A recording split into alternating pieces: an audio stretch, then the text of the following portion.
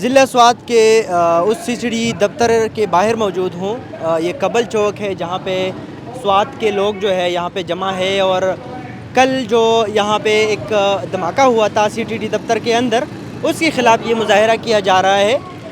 لوگوں نے بینرز وغیرہ اٹھائے ہیں جس کے اوپر یہی نعرے درج ہے کہ ہمیں امن چاہیے، اور ہم مزید سوات کے جو سوات میں جو بدامنی ہے وہ برداشت نہیں کر سکتے۔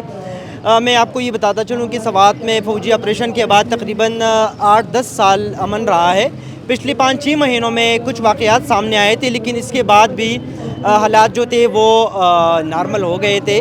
ہم آج یہاں پہ جو مظاہرین ہیں ان میں سے بھی کچھ لوگوں کے ساتھ بات کریں گے کہ کیوں جمع ہے اور یہ لوگ کیا چاہتے ہیں۔ لوگوں کے اندر یہ ایک تشویش پائی جا رہی ہے کہ کہیں دوبارہ وہی 2009 2008 2014 والے حالات واپس نہ آ جائے، کہیں ہمیں دوبارہ بے گھر نہ ہونا پڑے۔ تو اس لحاظ سے آج یہ احتجاجی مظاہرہ ہو رہا ہے جو کہ پرامن ہے۔